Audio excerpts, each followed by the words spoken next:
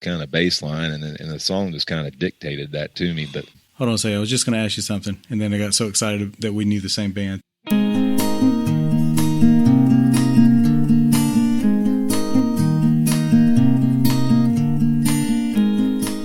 Hello and welcome to WNC Original Music, episode 114, the Amapiano episode.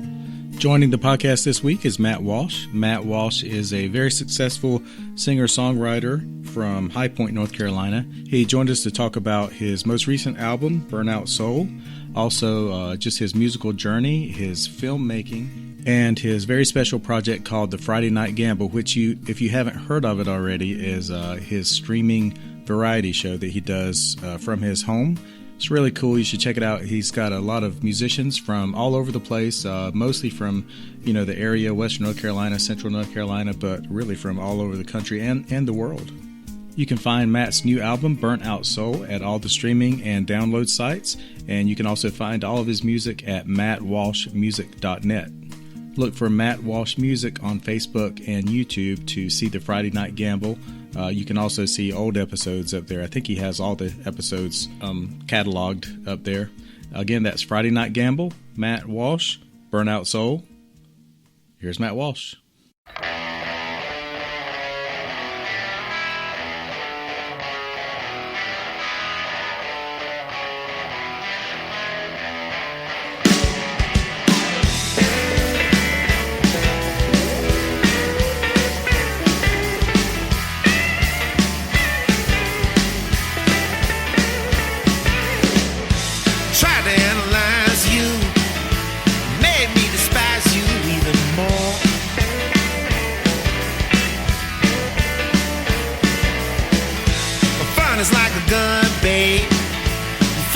Blanks to even the score.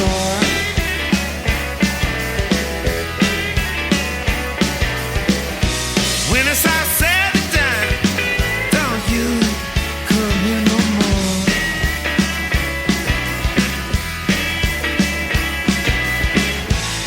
Is that really you? Who are you trying to do this for?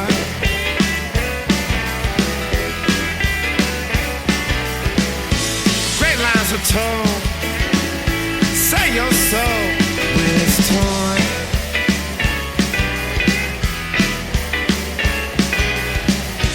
When it's all said and done, don't you come here no more.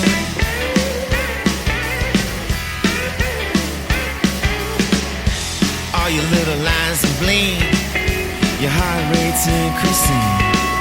Saw the light, heard the rain, felt like a hurricane.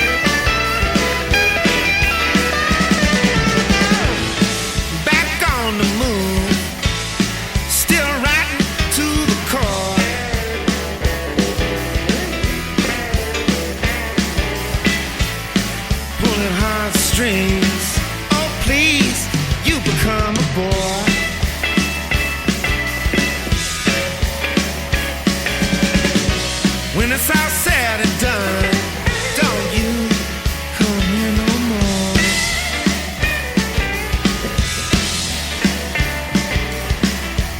All your little lies and bling, heart rates increasing.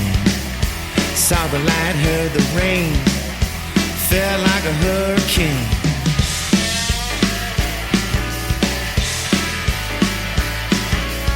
Can't you hear the wind howl?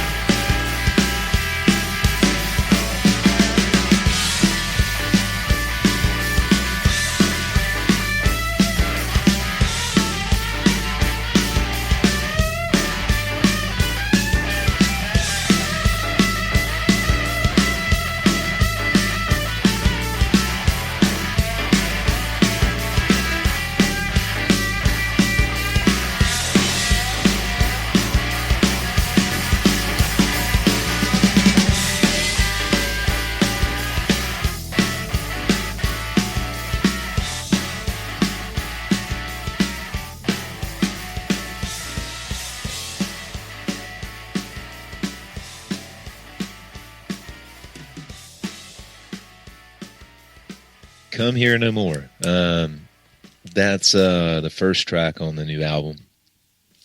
And it's a real rocker, I guess. It's funny. A lot of the inspiration for that was kind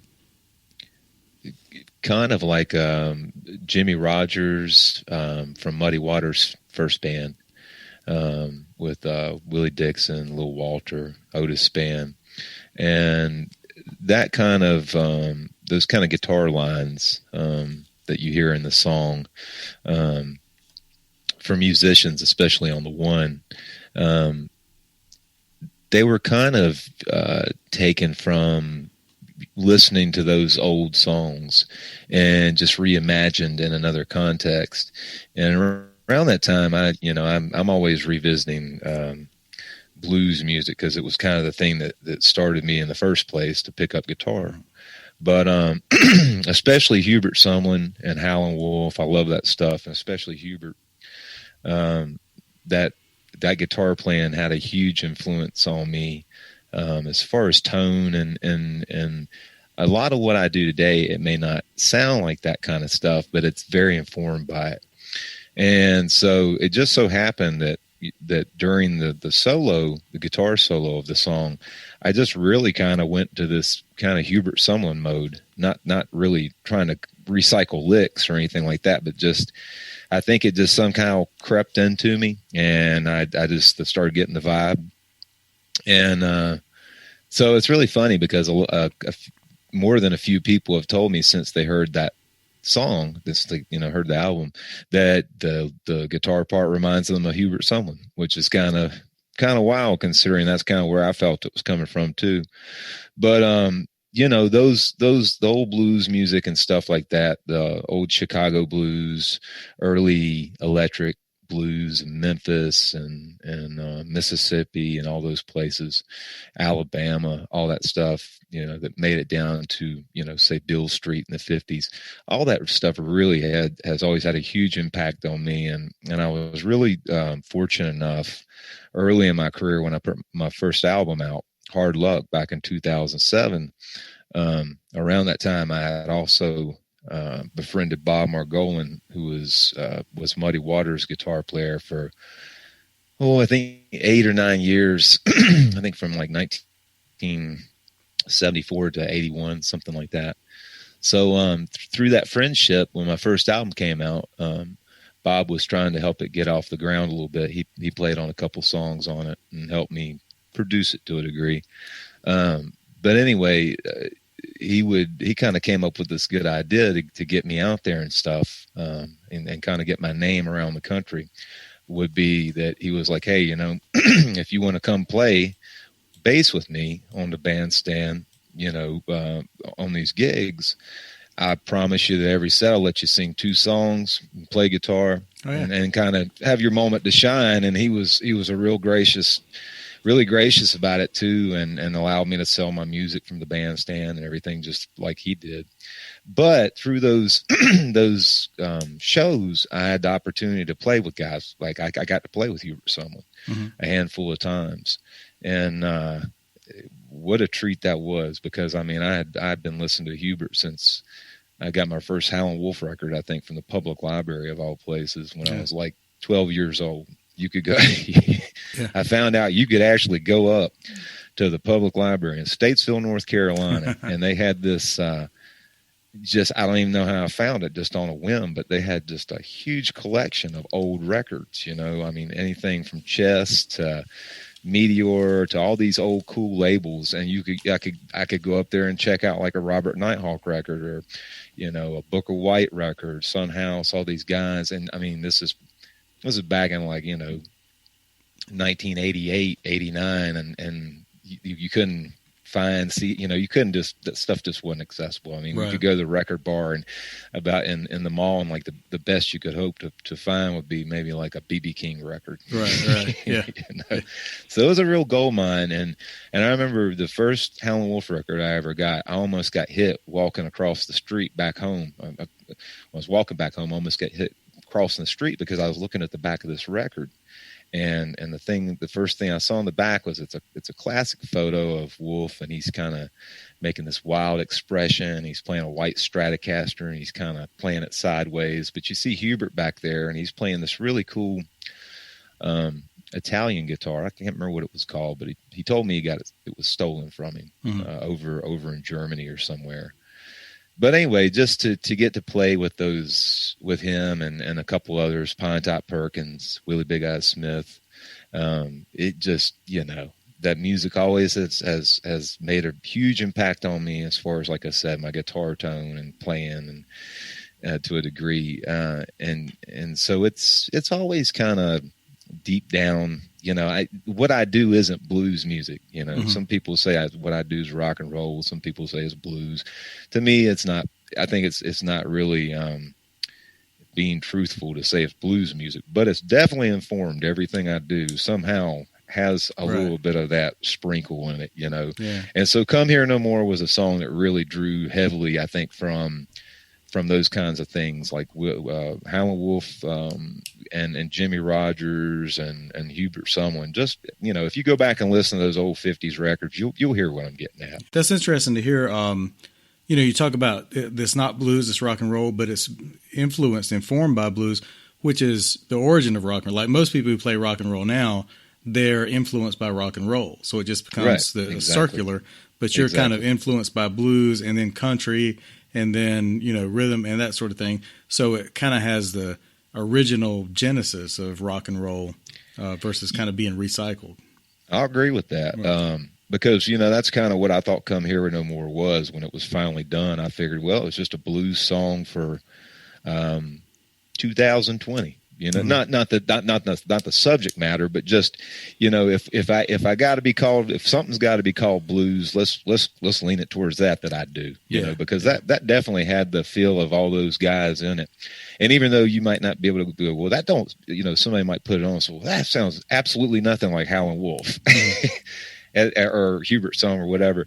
It's not that I'm trying to sound like them. It's just that, what I found about songwriting is this, and it's an interesting thing.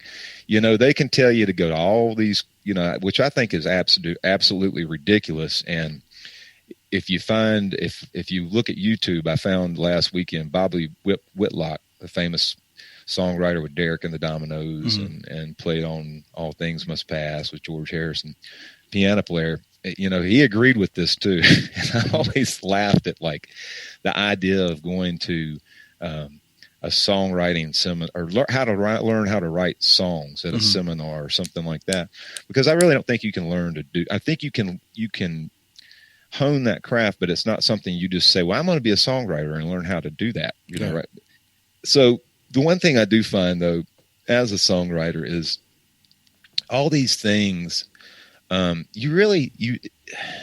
my case, what helps me the most is the endless well of music that I guess I've tapped into or listened to. And I'm not tooting my horn or anything like that. I'm just saying that it helps me in that I've never experienced writer's block. I never have. Even with this album, I was forced to sit down and write songs in 2 weeks' time. Had to write, an album's worth of material, which is not the way I operate. But like I said, I've never been dried up, as far as writing them. And I think a lot of that is just because it's not because I'm lucky or anything like that. It's just because I've made it a point to have a wide range of knowledge of American music, and not only American music, but other music, West African music, all kinds of music. But the thing is that it goes back to what you were talking about. You say, well, you got a wealthy knowledge of country, all these things. So a lot of people play rock and roll, well, they don't go too far back except rock and roll.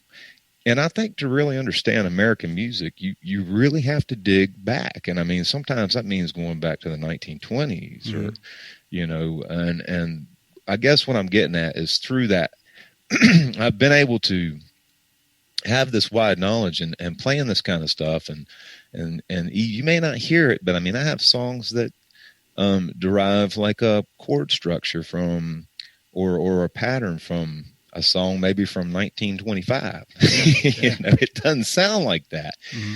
But if you have those building blocks and that knowledge of how songs work and chords work, and then you take that all the way up into 1960, how things work there. You go up and well, here we go in the 70s, and here we go in the 1980s. People slam a lot of people slam 1980s music, but if your ears are open, I think you can hear something really grand in every era that we've been through. It's just hanging on to those good pieces of it, and I think going back and being able to go, well, I'm influenced by that, and I'd like to maybe mix it up with this. It's interesting to me to do that, to do things like take something I've heard from a 1920s recording and mix it with, a thought from 1980s synthesizers. Right. As long as it comes out sincere and doesn't sound like crap. Right. You're not forcing it. But I mean, back in 1920s, it's good to go back to those times when they were figuring out things. It was like music was more accessible to certain people because, maybe they were making $50 guitars for the first time or something like that. So people who had the talent but never had access, they couldn't afford a harpsichord or something like that. They could get a banjo or a guitar out of the Sears catalog and then do something. I think that's why you get guys like these great masters, Robert Johnson and all these guys. All these guys had one thing in common. They couldn't afford a guitar, so they were playing like the house. Yeah. That's what I like to say sometimes. They were playing the house, and people go, what does that mean? Like playing, is that like a card tournament? It's like, no. They literally put up a piece of a plank here and a piece of plank here and ran their mother's broom wire, around it and put a Coke bottle in the middle for a bridge. And I tell you what, you play one of them damn things long enough, I bet if somebody hands you a real guitar, you can go to town on it. Right, exactly.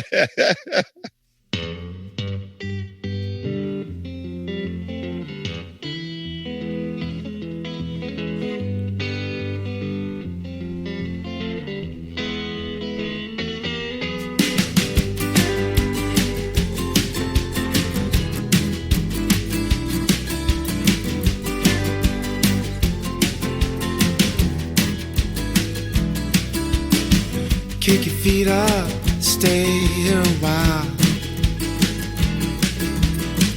Pay no mind that the world's on fire. We won't worry today. We fade out as hope fades away.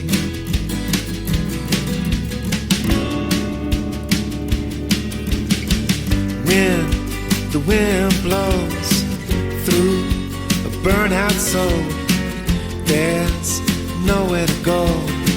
Your head's drowning in gold. You're breaking all you hold. Feel like wasted time. Now you can't remember your nights.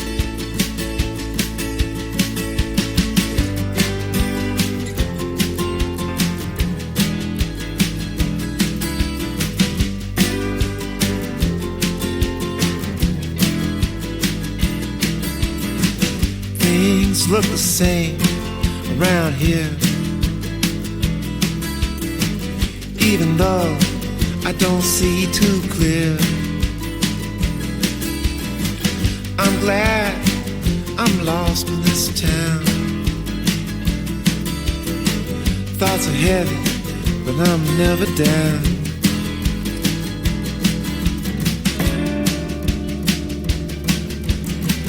When the wind blows through a burnout soul, there's nowhere to go. Yeah, it's drowning gold, and you're breaking all you hold. You feel like you wasted time. Now you can't remember your lines.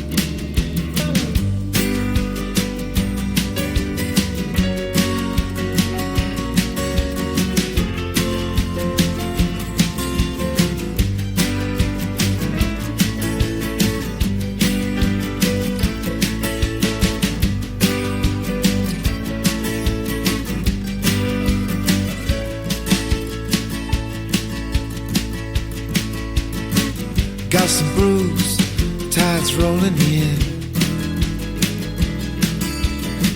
When I lose, I still have a friend. Day to day, she's by my side. I may have failed, didn't hurt to try.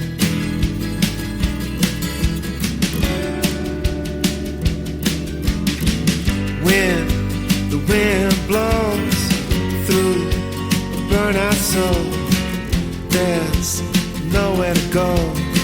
Your head's up, drown in gold, and you're breaking all you hold. You feel like you wasted time. Now you can't remember your minds.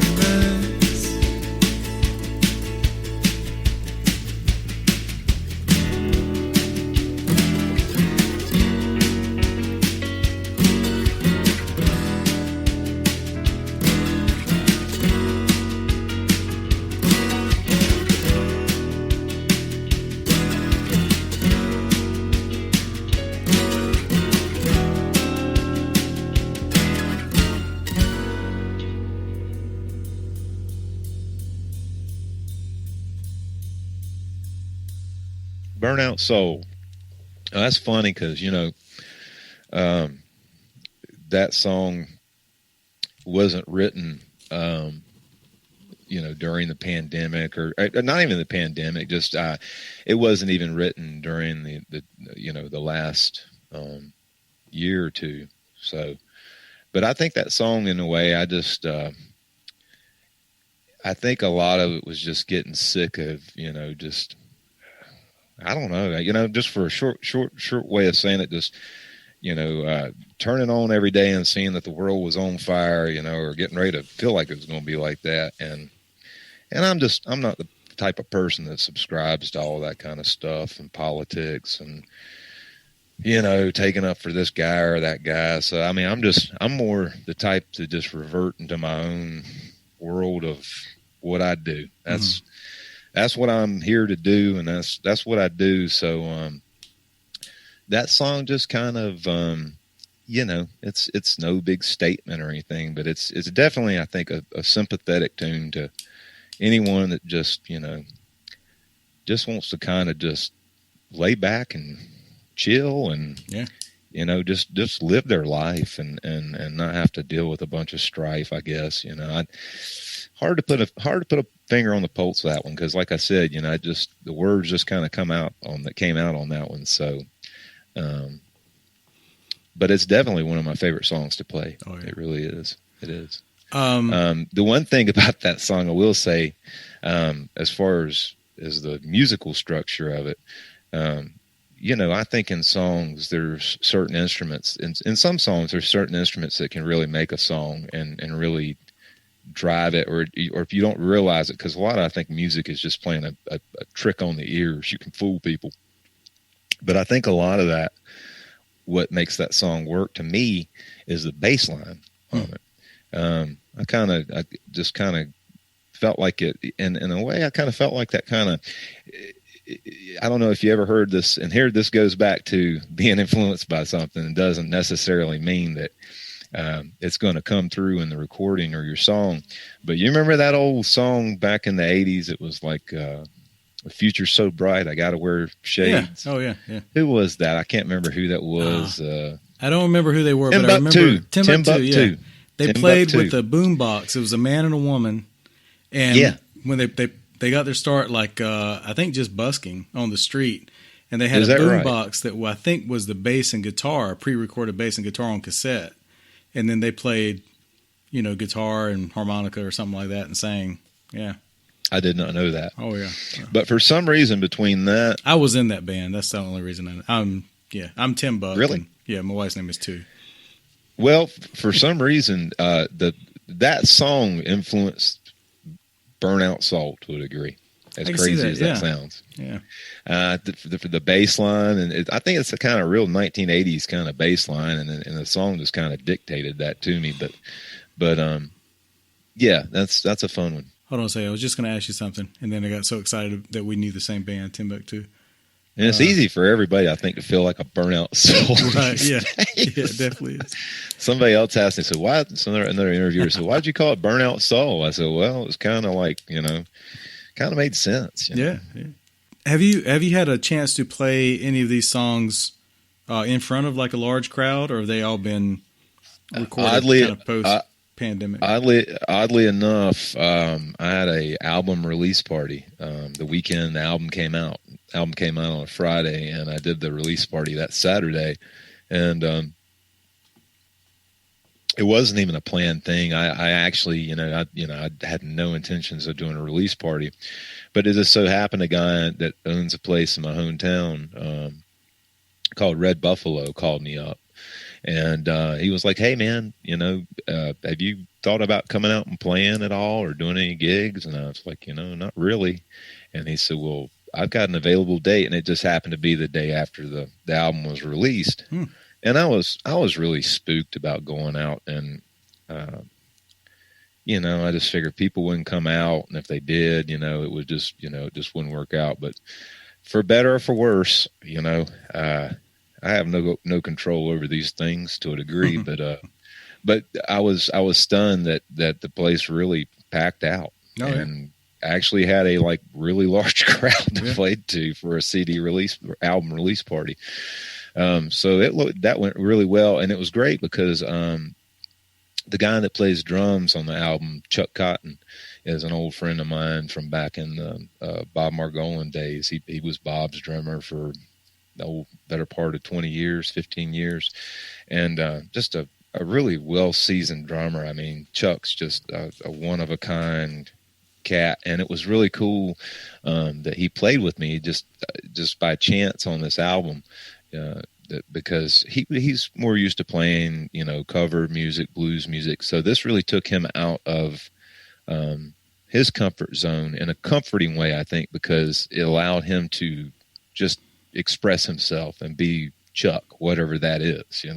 He didn't have to have any requirement like, I got to play a shuffle this way because it's a Jimmy Reed type tune. I got to play this. So really left a lot of that, would tell him what I was looking for, but I just, left a lot of it up to him.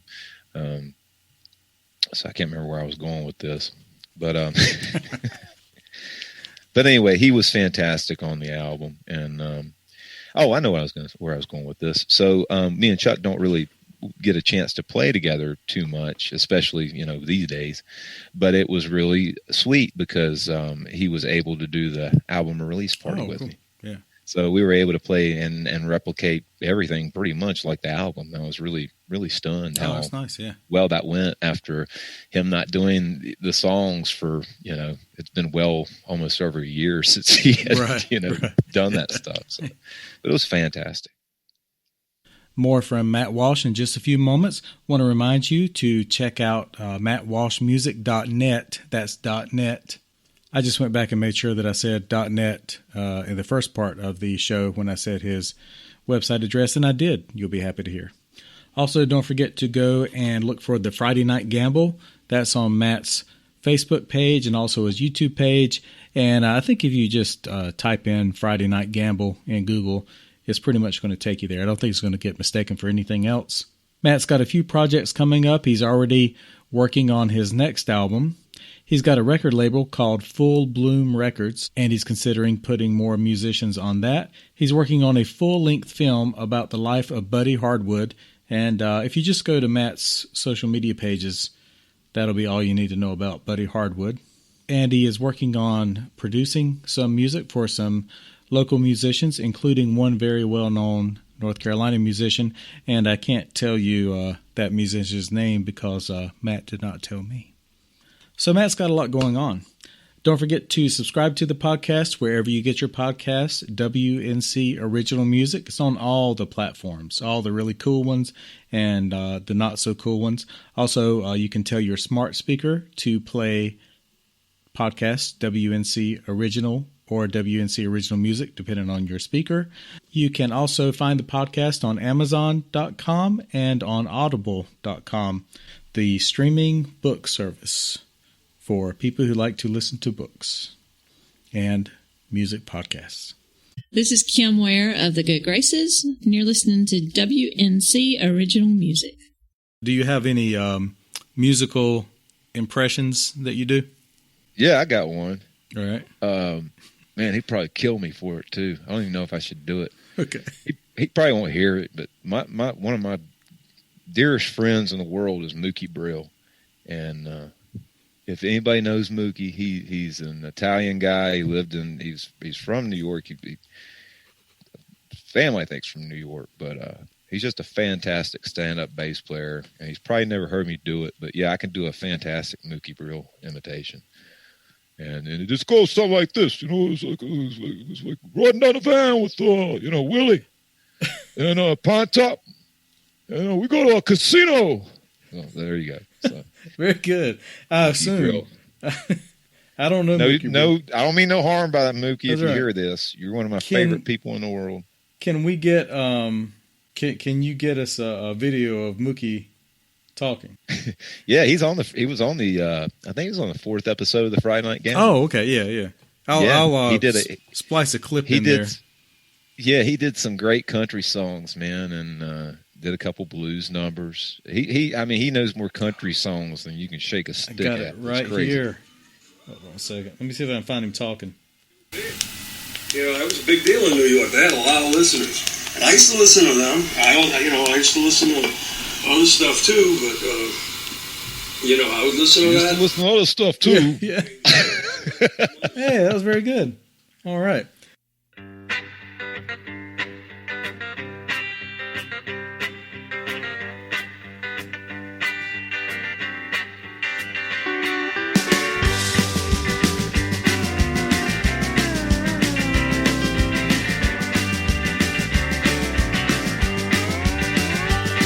Ain't no rock and rollin', I ain't been to town.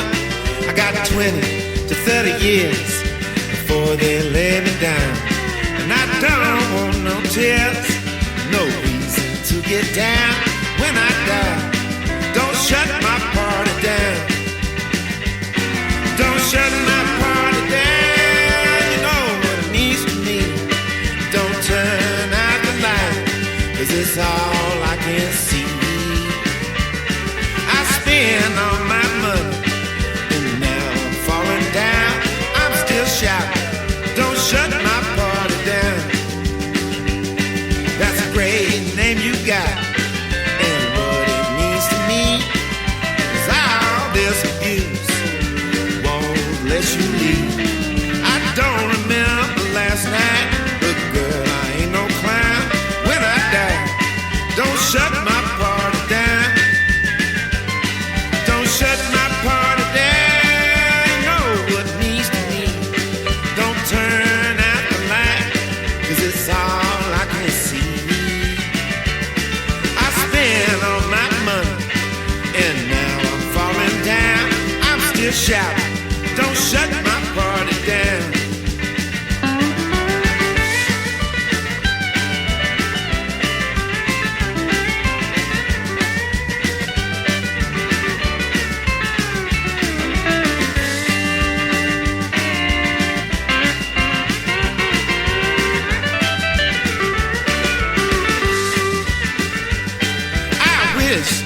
Somebody to look after my wicked soul. I don't wanna leave, but I know I gotta go. Excess leads to a mess, that's all I have found. When I die, don't shut my party down. Don't shut my party down. You know what it means to me. Don't turn out the light, it's all I can see. On my money, now I'm falling down. I'm still shouting, don't shut my party down. Don't shut my party down.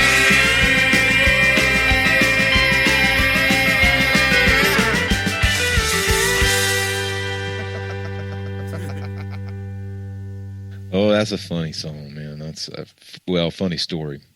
Could be considered a funny song. There's 2 parts to that song. I have a notorious habit of staying up way later than I should. And so a lot of times my girlfriend Kelly makes fun of me, and she'll laugh at me and just say, well, it's like, she'll say, I think she said one night, she said, you're never going to let anything or anybody shut your party down or something to that degree, kind of referencing the fact that I wouldn't just get up and go to bed. I'll just sit there and fall asleep in my chair. And that night I happened to just take her advice and get up and go to bed. And as soon as I got halfway to the bedroom, I started thinking about what she said about you're not going to let anybody shut your party down. And of course, this is before the shutdown and all this stuff, and has nothing to do with that. But when she said that, it just sounded like a song, And I got my iPhone, and by the time I wrote the song, I wrote the song in probably 5 minutes, completed. I don't even think I changed anything, which is really weird, because usually when you write these things, you go back 5 or 6 times and have to, figure out, reword it or, take this out or that out. But I don't think I took anything out. And so that's kind of what drove the song. But, songwriting is such a funny thing. You sometimes predict things that haven't even happened yet. You sometimes say things that are inside of your subconscious that you don't really even realize you're saying or getting at. Yeah. And as far as that song, I think that song really is, I've always, the one thing I've always been truly scared of, other than, the biggest fear I think I would ever have would be to lose my son. I think that's the worst thing that could ever happen to a parent. But beyond that is just losing my own life. I have a really strong will to live and really enjoy life and my life. And I think that song is subconsciously my fear of death, which I think subconsciously goes into the reason why I stay up and fall asleep in a chair. Is to me, sleep is great and everything, but to some degree I've always equated sleep with, I'll kind of sleep when I die kind of thing. And I'm notorious for just staying up way past when I should. So that's the story on that one. Can you talk a little bit about recording the album? Yeah, that was a huge, tremendous opportunity, and it was like being just hard to believe that you were there, and not some, and people ask me a lot of times because of where I recorded it and stuff, and the things that were recorded there, a lot of people were the immediate go-to would be, well, could you feel, those spirits in there of all the people, Johnny Cash and Loretta Lynn and, Elvis, Bob Dylan, all these people, and it was like really, the really, non-romantic answer is no, because really we were so focused. We had such a small amount of time to get in there and do what we were going to do. But the other thing was just the room was so fantastic. It looked like all those rooms that I've looked at in books, for years of recording studios where they were just big open rooms, Columbia Records and beyond that, the amount of equipment we had. The basement was just filled with case after case of all these microphones, vintage microphones, new microphones. Millions and millions of dollars worth of equipment. Yeah. And we had a reverb chamber in the basement, which was, as far as singing, having that kind of sound quality while you're singing in the cans is highly inspiring. We had a tape machine in there, which we ran on the vocals sometimes. And then, the way these old studios were set up, like at Columbia, and they would have, it would be a big open room, but they had partitions in there. And so, you could take this big open room, which basically translated to like a big blank canvas, and basically turn it into any kind of figuration of studio you want, just by using these partitions. We used partitions just to build a vocal booth at one time, and stuff. So just being able to be around all that kind of stuff, and I don't know how to describe it. There's just something. I'm a recording fanatic. I love playing in front of people. Don't get me wrong. I love the thrill of a great night, and everybody's kind of has, on that same wavelength of, you're in that groove kind of thing with the crowd and the band, and I live for that. But really, honestly, where I like to spend most of my time, and it's honestly, the shutdowns kind of benefited me in that way, because it finally forced me off the road a little bit, just constant gigging and doing shows. I'd rather just spend my time making songs or making films, that kind of stuff. I'm way more into the creative vibe of it, getting up at 7 a.m. and being in the place by 9 o'clock, and usually home by 5. A 9 to 5 rock and roll musician. That's it, man. I'm 43 years old, man, and I'll be 44 in June, and I'm not trying to say I'm an old man or anything, but you just, man, I've done that. I've driven up and down the damn road. I've gone all over the country and various different things, and it's just, honestly, it's nice not to have to get in a van and drive somewhere. Yeah. It's nice to have done it, and then it's nice to not have to do it anymore. Also, the non-romantic answer there to that question. But no, honestly, Ron, I tell you, the thing I found that's worked for me the most, all that touring and stuff, I understand you have to get your name out there, and really back in 2007, that helped, that album I put out, Hard Luck, and going around with Bob and stuff, it turned me on to so many different audiences that I would have never been, probably turned on to at that time. But, I think the best thing I ever did was after my best friend and bandmate in the Low Counts, Austin Hicks, passed, I made a real steady effort to just really stay close to home, play, not any further than Georgia, Tennessee, Virginia, kind of around that kind of area, South Carolina, and just focus all my efforts into what I like to do, which is being in the studio and making films, and which started out making music videos, and then basically went back into to making full-length films and getting to where I am now with film, which is what I wanted to be when I was about 14 years old. Oh, yeah. I put the guitar down for a little bit. I started on it when I was 12, but when I was 14, I would be studying directors, Oliver Stone, and I'd say, I like the way his lighting is, and I still do like the way all his lighting is in his movies and stuff. Now I've seen your music videos, but you're talking about making like film shorts and that sort of thing, right? That kind of stuff. Yeah, exactly. And that's basically what I was doing when I was 14 and 15, making up characters. 16, going in, places in public as these characters with my teenage film crew and everything. But I wanted to go to film school, and that really never took shape. I got back into the guitar a little bit, and then when I graduated high school, they made you think back then that if you didn't go to college, your absolute life was just going to be an absolute failure. Yeah. So like a fool, I went to art school for 6 months. I can draw a little bit, but I found out real quick that I am not an artist once I got to art school. So I dropped out there. But no, once I started making videos, though, music videos, it really took me into film quite a bit. And then the guy that's MC for the show and the technical producer for the Friday Night Gamble, who's helped me also film 2 of my last videos, Don't Shut My Party Down and Come Here No More.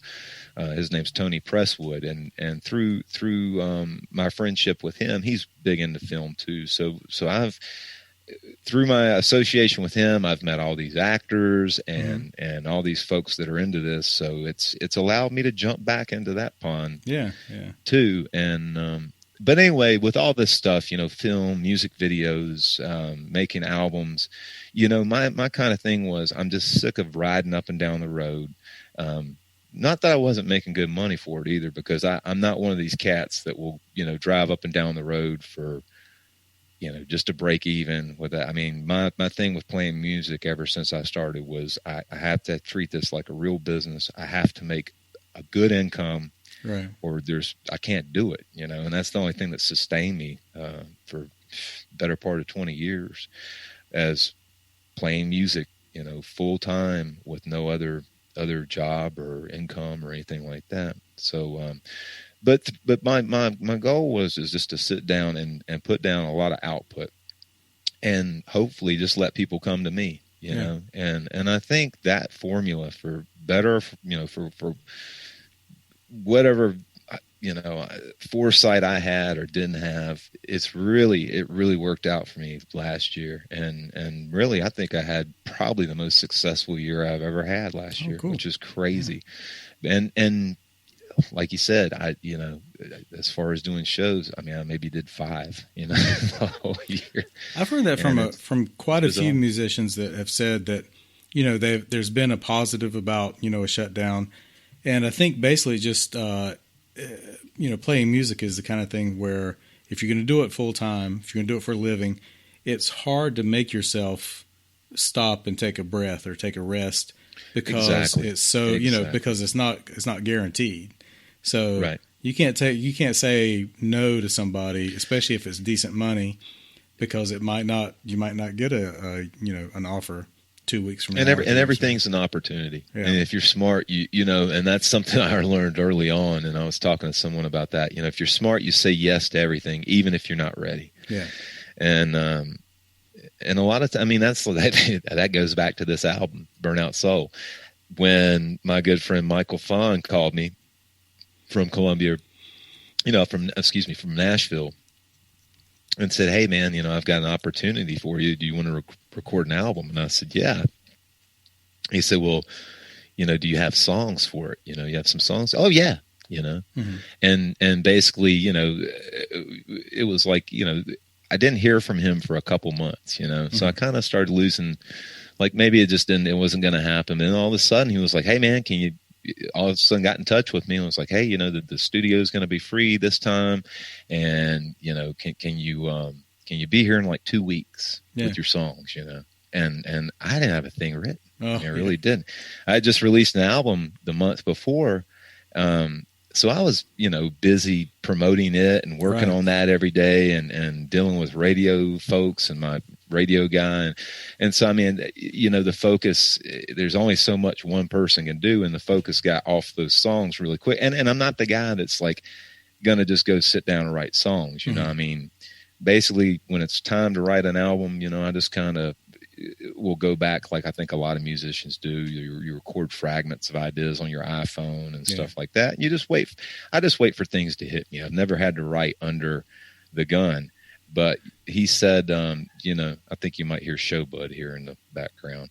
But anyway, he said, can you have these songs ready in 2 weeks? And I knew that I had no songs. I was completely empty. I had nothing in the reserves, anything. But I said yes, because I wasn't going to pass up the opportunity. And I just know from so many times when I said yes to things that I wasn't ready. To me, that really separates if you'll be successful or if you won't, because there's 2 parts to that, saying yes to something you're not ready for. Well, it's a big move and everything like that, and to be commended, but and you've got the opportunity and it's there and it's yours and it's in its secure little place. But then comes the other part. You have to step up and perform. Right. So I think that's the real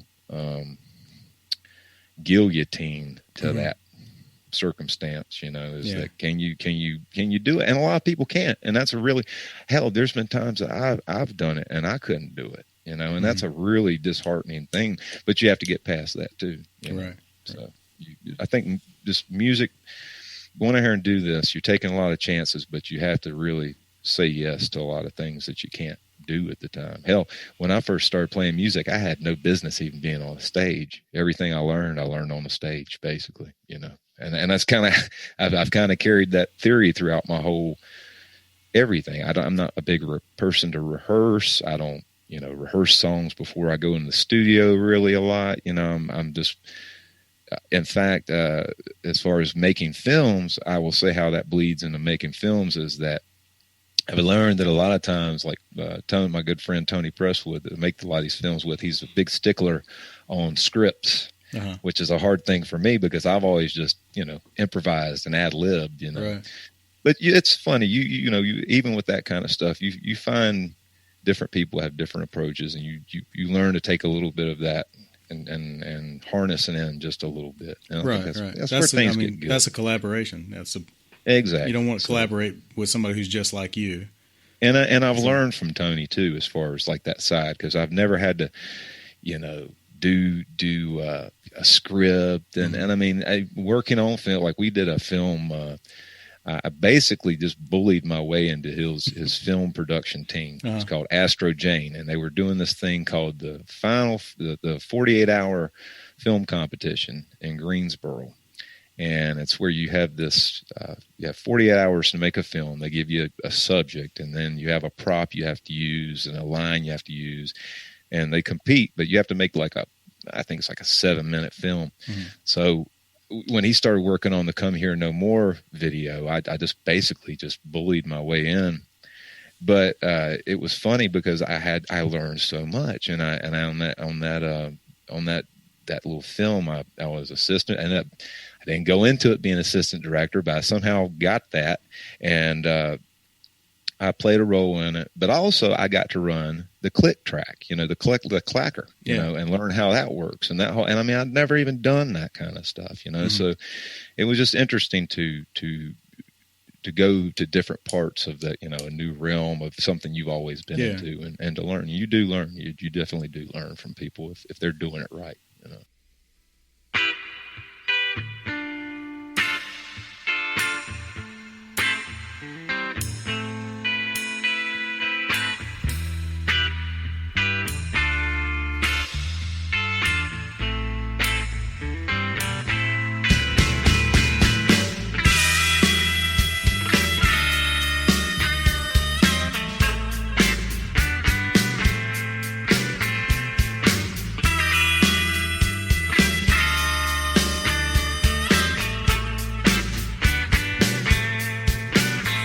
Fake eyes realize there's nothing behind you.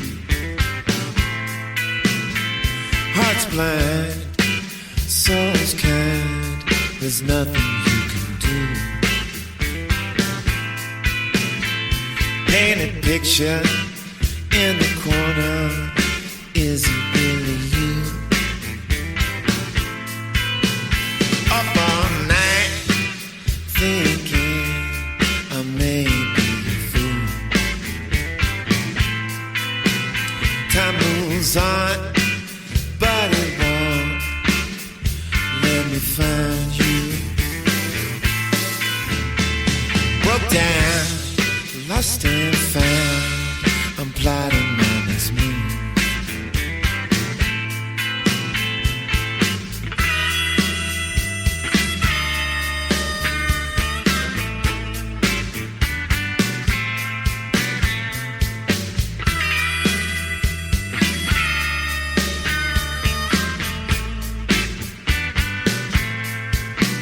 She left town with a poncho and a gold tooth. I settled down pretty soon, I'm back out there too. Cold at night and the noise will murder you. She was at her ends, there was nothing I could do. Time moves on, but it won't let me find you. Broke down, lost and found, plotting my next move.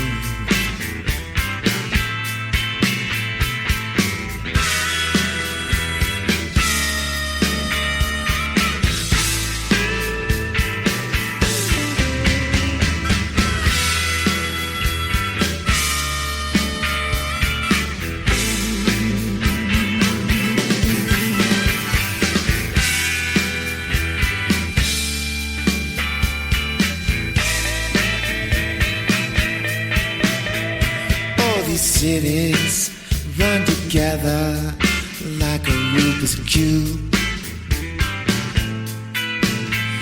find direction, I need inspection. I'm way past due. Come on and find me. I don't know what I do. I'm drifting, sifting, looking out for you. Time moves on, but it won't let me find you. Broke down, lost and found, I'm plotting my next move.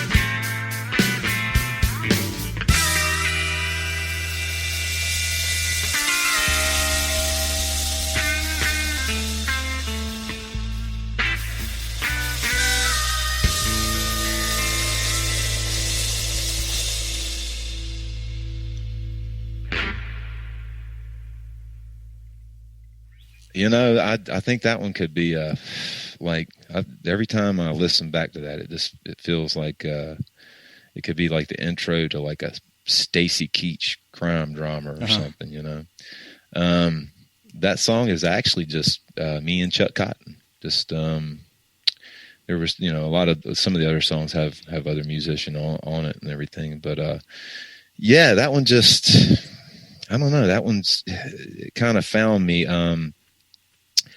When I was young, I used to write poetry and all these short prose and stuff like that, 15, 16.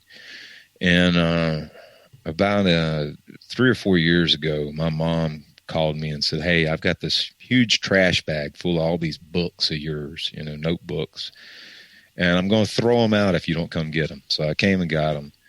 And I started going through some of them. And back the last album I did before this one, The Midnight Strain, I had a song called Guru Blue on it.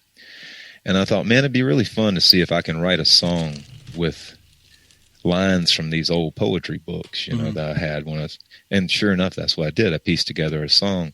So for my next move, with having to write so many songs, 8 songs in 2 weeks, I went back to that method again. And basically that's what that song is. It's just a lot of stream of consciousness kind of stuff. I think to me, it's like, if I had to put a name on it, I'd say it's like my Jack Kerouac song. Oh, yeah. It's it talks about people that just kind of can't stay in one place. And I think probably looking back in those old books, I was probably, reading on the road and all that kind of stuff back then. So I'm not surprised that that's what came out, to some degree.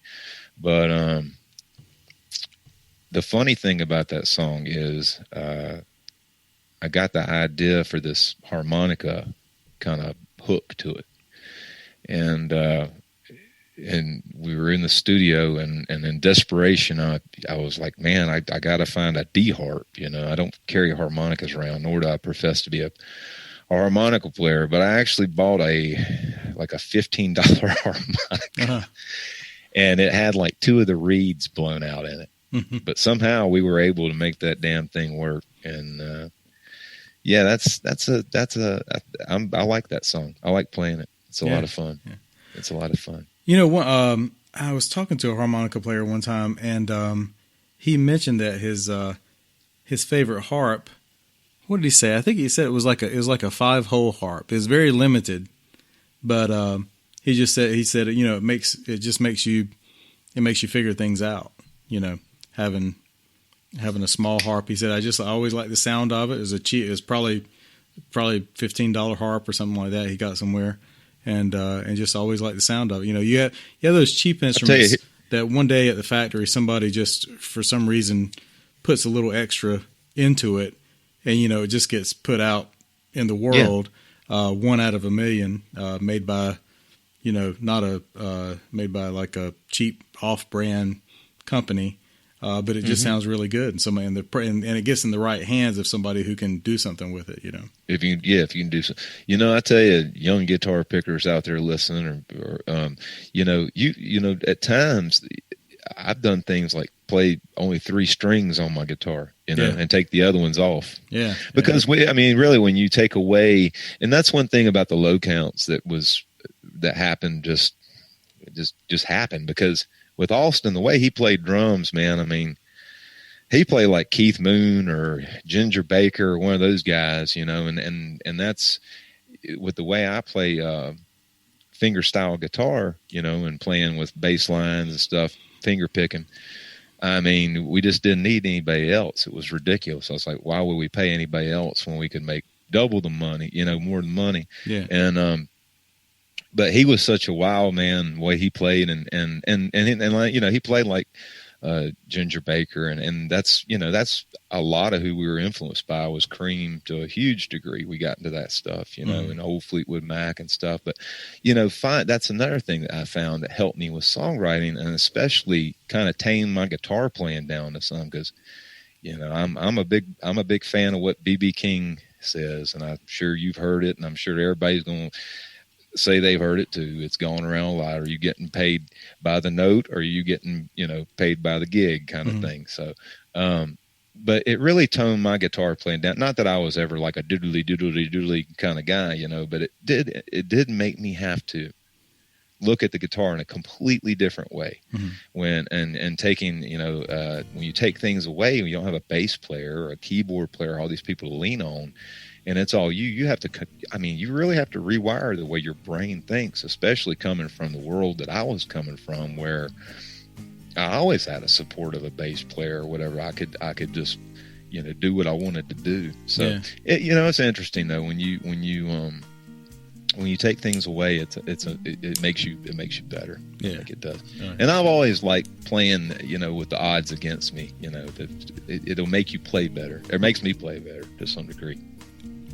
Okay, I want to thank Matt for being on the show. Don't forget, you can find his music at mattwalshmusic.net, and you can find his new album, Burnt Out Soul, wherever you get your music. Go right now and look at some old episodes of the Friday Night Gamble. You can find that by searching YouTube, or go to Matt's music Facebook page, and you will just really enjoy it. Make sure to go in this Friday night, appointment viewing. So it's a really cool show. I think you'll like it. And also keep an eye out for Matt's new album he's going to be recording soon.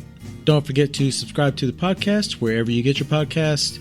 WNC Original Music, available on all the platforms. I dare you to find a platform that the podcast is not available on. And also, if you have questions, feel free to email wncoriginalmusic@gmail.com. Also, if you'd like to send in a closing song, if you're not from the Western North Carolina area, just send that along to wncoriginalmusic@gmail.com.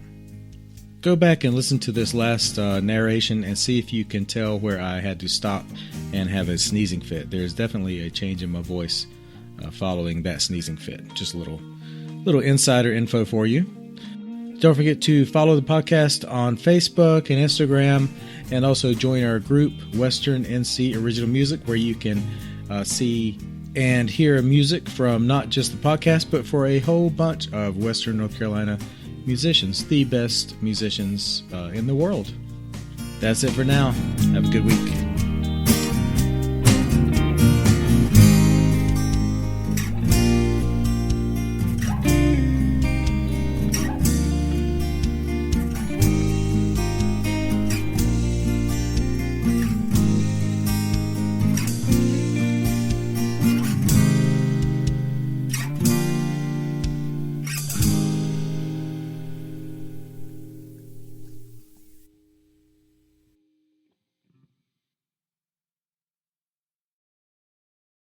There are some things in this world, when it comes to tacos, that are just sacred.